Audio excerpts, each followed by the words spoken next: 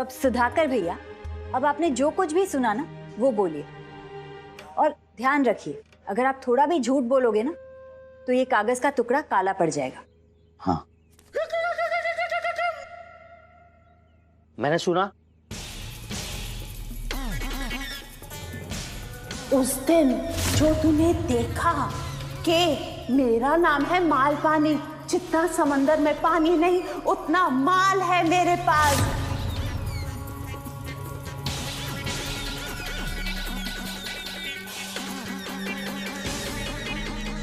ये गहने मेरी शान है और मुझे पसंद है स्विट्जरलैंड की शान।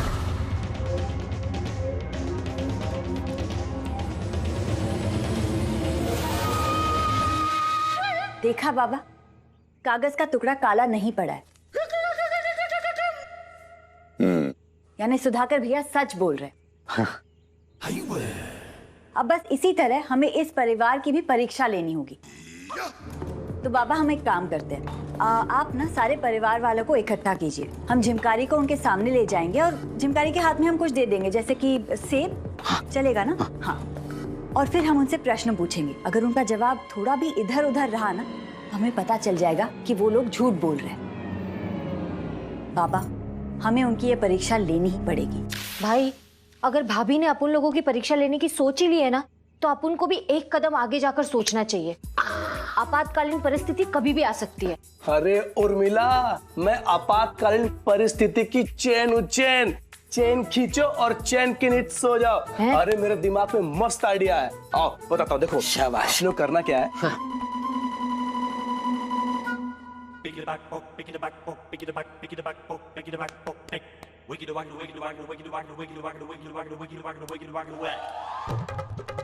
शाबाश गुड, शाबाश शाबाश शाबाश शाबाश। दिमाग भी चलाता है तू। अब देखो, अब अच्छा लग रहा है। मैं डर गया था।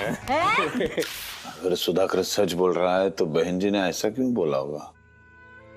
अब वो तो मैं नहीं जानती बाबा, लेकिन हमें ये परीक्षा लेनी पड़ेगी उनकी। ये कैसे धर्म संकट में मुझे डाल दिया परमेश्वर। एक बहू अपने पति और ससुराल वालों की गिरबान पकड़ने पर तुली है, और मेरे सामने सब होते हुए भी मैं कुछ नहीं कर सकता, कुछ नहीं। बाबा बाबा आप क्या सोच रहे हो? नहीं, कुछ नहीं। बाबा हमें अग्नि परीक्षा लेनी ही पड़ेगी। जय दीदी, अग्नि परीक्षा? इसका मतलब आप जिमनक के हाथ में आग वग रखेंगे क्या? अरे वो जलवल जाएगी ना तो वो कबीले का सरदार, इनके पिताजी मेरे और काका के डुंगन पे तीर मारेंगे। सुधाकर भैया मैं वो नहीं कह रही हूँ, मैं कह रही हूँ कि परीक्षा लेनी होगी। अच्छा हाँ हाँ, कुछ और देके। हाँ कुछ और हाथ में देके परीक्षा लेनी पड़ेगी। हाँ ये ठीक है, चलेगा। ठीक है। लेकिन बेटी मैं तो मेरे दोस्त। मैं जानती हूँ बाबा कि वो आपके दोस्त हैं, लेकिन उन्हें ये परीक्षा देनी ही होगी। और ये बात आप उन्हें जाके बताइए एकदम बिना डरे। आज रात को झिमकारी वहां सेब लेके खड़ी होगी और वो परिवार कटघरे में। बोलिए मंजूर है आपको? हाँ हाँ मंजूर है।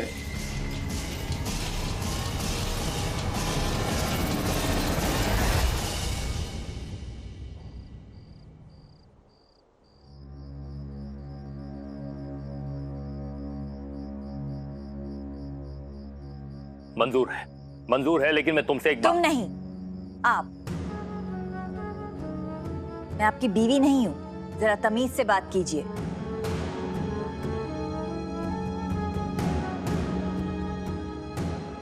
मैं आपसे एक बात पूछना चाहता हूं जया। आपने मेरे परिवार को जो शक के दायरे में खड़ा किया है, क्या समझ के रखा है आपने मेरे परिवार को? ओह, तो आपको बुरा लगा? लेकिन अगर आप सच्चे हो तो आपको बुरा क्यों लग रहा है? सच्चाई तो वैसे भी सामने आ ही जाएगी ना।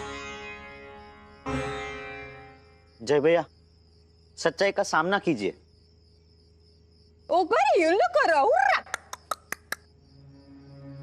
अरे हाँ हाँ बोल दिया मैंने, तू शांत हो जा। ओ मैं क्या कह रहा हूँ, ये जय क्यों आप बैल मुझे मार कर रहा है? झगड़ा बढ़ गया तो वहाँ मालपानी पैनिक कर जाएगी। टेंशन मत लो अंकल, मैंने मालपानी को सब समझा दिया है। मैंने उसको रेंज बता दी है। मैंने बोला है कि ये जो खटिया है ना, इसके आगे मत आना वरना खटिया खड़ी हो जाएगी अपन लोगों की। तो बिंदास रेंज देखकर झूठ बोल सकती है। अच्छा अच्छा अच्छा। और वो उसके असली गहनों की वो पोटली, उसका क्या? उसका भी टेंशन मत लो, वो पहन के आने वाली है गहने, और ना वापस वनटास भी हो जाएगा वो सारे गहने। वनटास?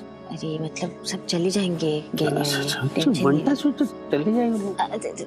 माँ, माँ, आ जाइए माँ, आ जाइए, आइए और बता दीजिए इन्हें कि सच क्या है। और बिल्कुल वही बात दोहराना जो उस दिन आपने झमकारी के सामने कही थी, बिल्कुल वही। आइए आइए आइए। मेरा नाम है मालपानी।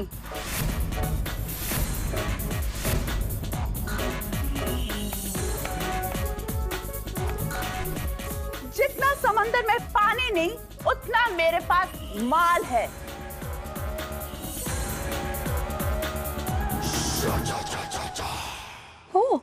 ये गहने मेरी शान है और मुझे पसंद है स्विट्जरलैंड की चांद। मेरे पीछे है नौकर और गाड़ियों की लाइन, और मुझे पसंद है कॉन्टिनेंटल और रेड वाइन।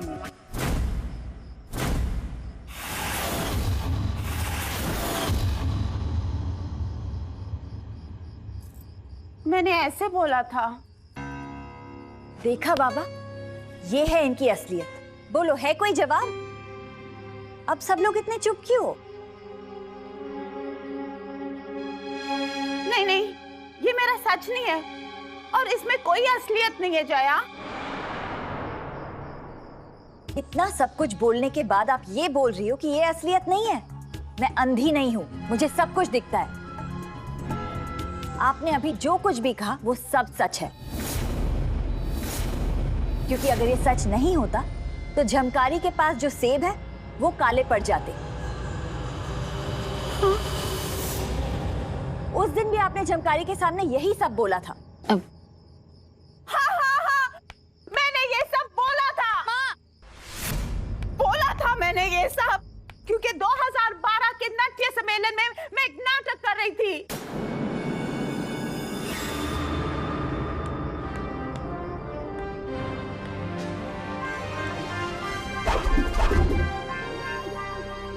हाथ काट दिए मेरे उन लोगों ने।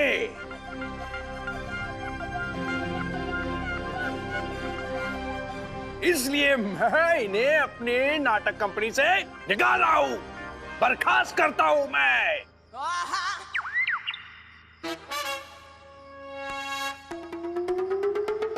और मैं आपको अपने नाटक से निकाल रहा हूं।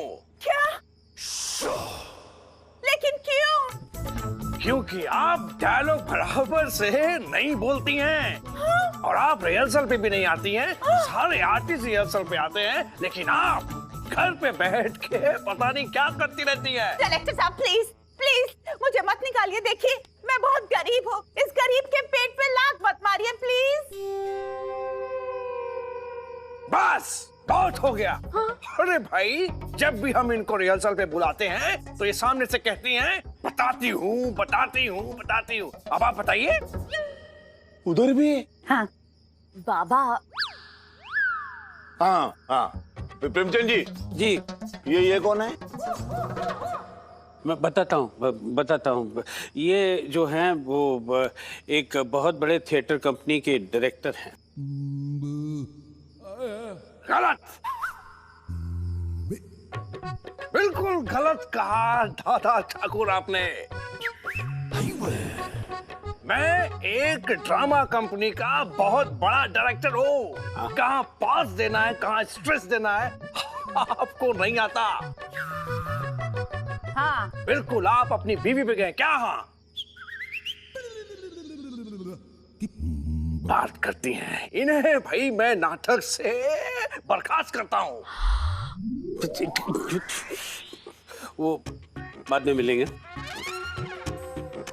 वो क्या है कि 4 पैसे ज्यादा कमाने की लालच में जय की माँ ने इनके नाटक में रोल करने के लिए हाँ कह दी। मैं हाथ जोड़ता हूँ, मैं आपके पैर पड़ता हूँ, आप इन्हें मत निकालिए।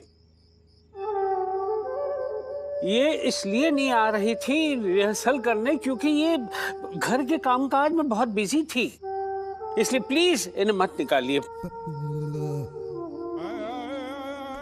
मैं आपके पैर पड़ता हूँ, आपके हाथ जोड़ता हूँ। वाह, जिस आदमी को हाथ पैर का पता ही नहीं है उसे मैं क्या जवाब दूं? मुझे हाँ। मैं भी आपके हाथ जोड़ता हूँ, आपके पैर पड़ता हूँ, आप भी इसे घर से मत निकालिए और आप यहाँ से निकलिए। हाँ डायरेक्टर साहब, मैं भी आपके सामने हाथ जोड़ता हूँ।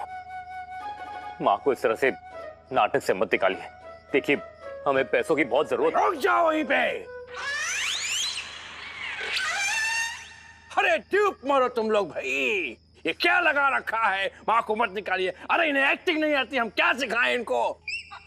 डायरेक्टर साहब, ये सुनने से पहले मैं मर क्यों नहीं गई? दिल करता धरती फटे और मैं अंदर चली जाऊं। बस इसी एक्टिंग की वजह से हम इन्हें अपने नाटक से बर्खास्त करते हैं। इसी वक्त लाइए, जो भी गहने हमने नाटक के लिए नकली खरीदे हुए थे वो मेरे हाथ में दीजिए। लाइए फटाफट। डायरेक्टर साहब प्लीज प्लीज देखिए, प्लीज हम सबकी बात सुन लीजिए प्लीज। डायरेक्टर साहब, दया कीजिए हम पे, दया कीजिए हम पे, दया। दया करो प्रभु, इनको देखो है। रत्ना, हाँ? रतन लाओ हमारे जो हमने नाटक के लिए भाड़े पे खरीदे थे, लाओ। प्लीज डायरेक्टर साहब, मुझे माफ कर दीजिए प्लीज। हाँ। अब गाय की माफी, चिड़िया चुग गई खेत भैया। लाइए गहने दीजिए। ये लीजिए। हाँ, अरे फटाफट लाइए। लेट लतीफ औरत, या फिर हमें बताइए कि फास्ट फॉरवर्ड का बटन कहाँ है आपका? लाइए। दे दो माँ, दे दो, सारे गहने निकाल के दे दो माँ। बात करते हैं, नाटक कंपनी बंद करवाएंगी आप हमारा। बेवकूफ कहीं की। हटिए यहाँ से, चलिए हमें जाने दीजिए। डायरेक्टर साहब सुनिए मेरी। एक सेकेंड। और हाँ, अगर आपकी नजर में कोई होनहार कलाकार हो तो हमें बताइएगा, हम अपने थिएटर में उसे चांस देंगे, चाहे वो संस्कारी ही क्यों ना हो। हम चलते हैं। You are fire. डायरेक्टर साहब प्लीज, डायरेक्टर साहब प्लीज, डायरेक्टर साहब कुछ नहीं सुनेंगे, चुप रहिए। प्लीज प्लीज मुझे मत निकालिए। देखा देखा आपने जया, ये सच है। जो सुधाकर जी कुछ और ही समझे थे और जिसकी वजह से मेरे पूरे परिवार को सबके सामने जलील होना पड़ा। लोखंडी जी, ये सच सुनने के बाद तसल्ली पड़ गई आपको? अब चैन की 2 सांसें हम इस छत के नीचे ले सकते हैं। संभालिए पिताजी। ओ सच्चाई माँ, सच्चाई माँ।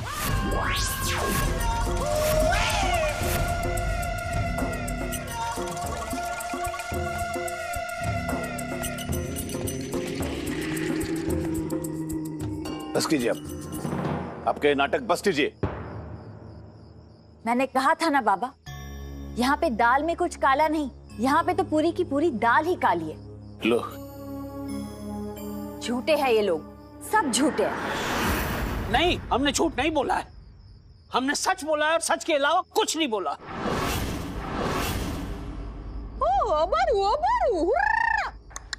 आप अगर सच बोल रहे हैं तो ये फल काले कैसे पड़ गए? जवाब है इसका आपके पास?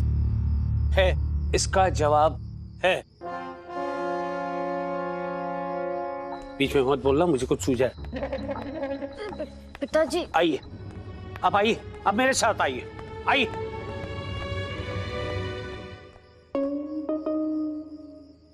आप आइए, आइए, आप यहाँ पे आइए।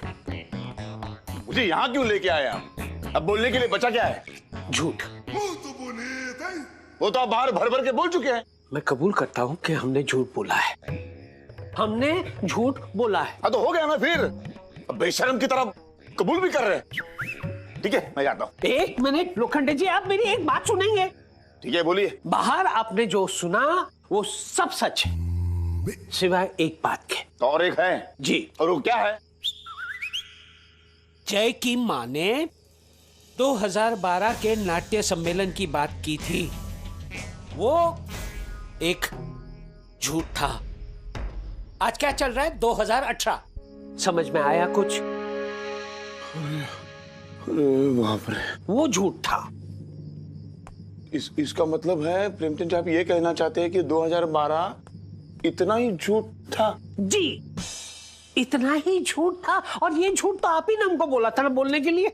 आपने कहा था ना कि जया को ऐसा ही लगना चाहिए कि हम सब 2012 में हैं, 2018 में नहीं है। अगर आप चाहते हैं तो मैं जय की माँ को जाकर कह देता हूँ कि भाई बताई दो ना, सब सच बताई दो। नहीं, मेरी बेटी के लिए ये मत करना, कृपा करके। नहीं, मैं आपको ब्लैकमेल नहीं कर रहा हूँ लोखंडे जी। लेकिन देखिए ना, आज आपने और आपकी बेटी ने सबके सामने हमारा गला पकड़ लिया। और ये आज का नहीं है, कई बार हो चुका है। और हर बार आप इतने, मुझे तो बहुत बढ़िया था मेरा। माफी चाहता हूँ, मैं क्षमा चाहता हूँ। मैंने क्या सुना और मैं बहते चला गया। माफी चाहता हूँ, माफी चाहता हूँ। क्षमा कर दीजिए। आप रोइए मत, आप मुझे शर्मिंदा कर, मुझे क्षमा कर दीजिए। मैं हमेशा ऐसा करता हूँ। Please please. कुछ भी सुनता हूँ आपके ऊपर, आप जैसे मेरे आदमी के ऊपर शक करता हूँ। आप रोइए मत, नहीं तो मैं भी रो पड़ूंगा। नहीं।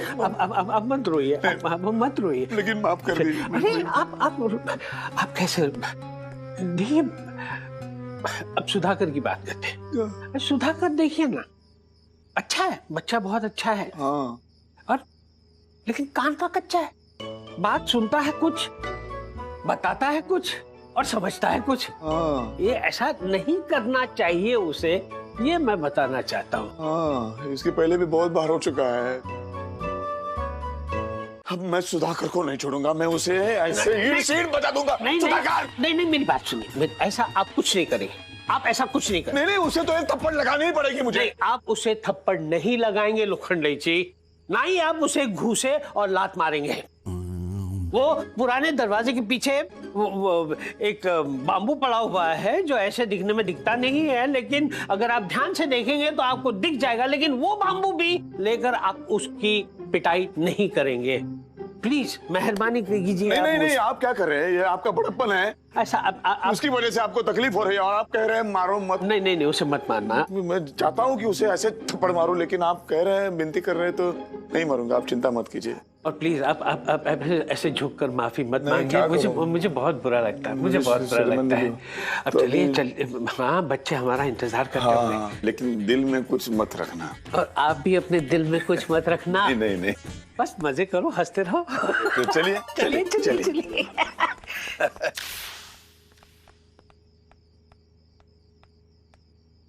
बोलिए बाबा, क्या पट्टी पढ़ाई इन लोगों ने?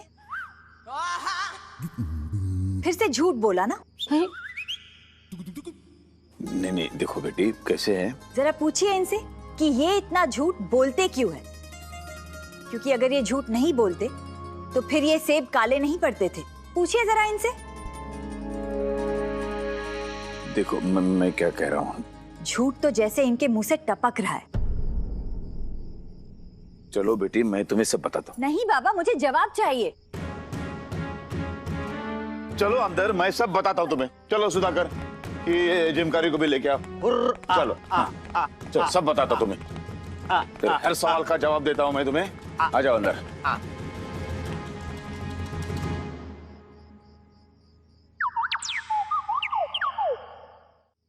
क्या बाबा, आपने मुझे अंदर लाने के बजाय उन लोगों से पूछना चाहिए था ना कि ये क्या हो रहा है। देखो बेटी, वो लोग। नहीं बाबा, आपने जो किया है ना वो बिल्कुल ठीक नहीं है। सेब काले हुए इसका मतलब उन लोगों ने झूठ बोला है। हाँ काका, जया दीदी, एक नहीं सारे सेब काले पड़ गए। तू चुप बैठ रहे। मैं कहा कुछ बोला, ये बोली। तो उसको बोल चुप बैठने के लिए। हाँ। देखो जया बेटी, मेरी बात सुनो। नहीं बाबा, मुझे आपकी कोई बात नहीं सुननी। आप मुझे ये बताइए कि सेब काले क्यों पड़े? अरे क्योंकि उन्होंने कहा 2012 है। तो अभी तो 2012 ही है, इसमें क्या झूठ है? हाँ ये सच ही है कि ये 2012 ही है। कैसे कैसे हो गया? देखो अभी 2012 चल रहा है और 2012 में ही बहन जी एक नाटक में हिस्सा ले रही है और उसकी जो प्रैक्टिस कर रही थी तो नाटक के डायलॉग में उन्होंने कहा कि मैं अमीर हूँ और मेरे पास नौकर चाकर है, बहुत पैसा है ना, नाटक के डायलॉग में कहा। तो असलियत तो जो जानती है वो अमीर तो है नहीं, वो क्या है क्या? नहीं, मुझे नहीं लगता कि वो इतने भी अमीर है। नहीं, हाँ फिर तो वो अमीर है नहीं और फिर भी उन्होंने कहा कि मैं अमीर हूं, तो ये झूठ हो गया ना। तो ये सेब काले पड़ गए। हाँ ऐसे हो सकता है। हाँ शायद ये भी हो सकता है। तू चुप बैठ, तू बाहर जा पहले। हाँ? और बाहर दरवाजे के पीछे एक डंडा है, उसको लेके आ जा। हाँ हाँ हाँ।